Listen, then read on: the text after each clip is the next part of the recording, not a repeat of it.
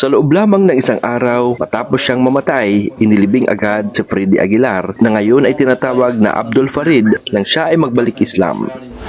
Bilang isang Muslim, ipinagpatuloy niya ang kanyang bagong pananampalataya at ginamit ang pangalang Abdul Farid. Ayon sa ulat ng GMA News, ang kanyang labi ay inilibing sa Manila Islamic Cemetery sa loob ng Manila South Cemetery sa parehong araw ng kanyang pagpanaw, alinsunod sa mga seremonyang Islam.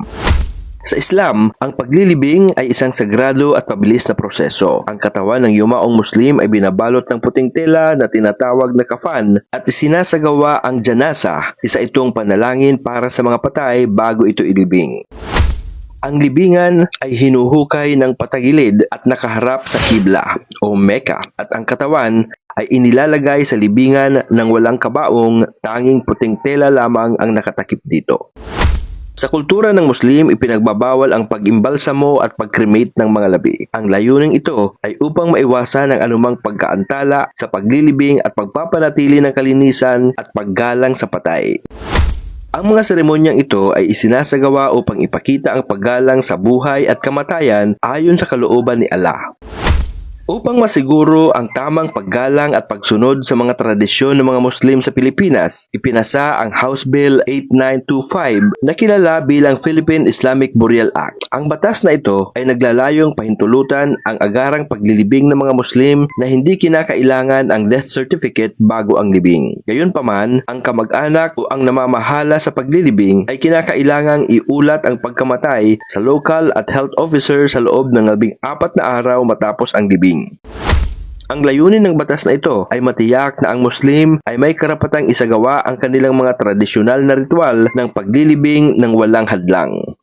Ipinanganak si Ferdinand Pascual Aguilar noong February 5, 1953 sa Santo Tomas, Isabela. Lumaki siya sa isang pamilyang Ilocano at ang kanyang ama ay isang dating negosyante at naging hepe ng pulis sa kanilang bayan. Sa murang edad na 5, ipinakita ni Freddy ang kanyang hilig sa musika at sa edad na 9, nagsimula siyang tumugtog ng gitara. Bagaman nag-aaral siya ng electrical engineering sa De Guzman Institute of Technology, iniwan niya ang kolehiyo upang sundan ang kanyang pangarap sa musika. Sa edad na 18, nilisan niya ang kanyang tahanan at nagsimulang magtanghal sa mga bar at folk club sa Maynila at Olongapo. Ang kanyang pinakasikat na awitin na Anak ay isinulat niya bilang paghingi ng tawad sa kanyang mga magulang matapos ang kanyang mga pagkukulang. Ang awitin ay naging finalist sa inaugural 1978 Metro Pop Song Festival at kalaunan ay naging isang international na hit na isinalin sa 51 wika at naitala sa mahigit 100 na bersyon. Ang awiting Anak ay tinatayang nakabenta ng 30 million copies at nananatiling pinakamabentang single ng isang Pilipinong artista.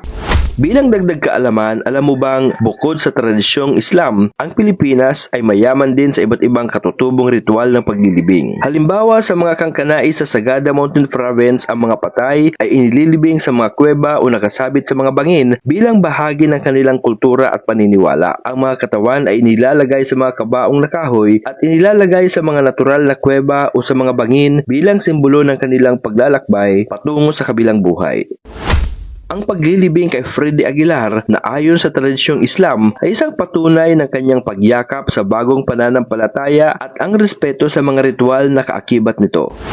Ang mga seremonyang ito ay hindi lamang nagpapakita ng paggalang sa patay kundi pati na rin sa buhay at kultura ng bawat isa. Ang mga batas tulad ng Philippine Islamic Burial Act ay mahalaga upang matiyak na ang bawat isa ay may karapatang isagawa ang kanilang tradisyonal na ritual na may paggalang at pagkakapantay-pantay.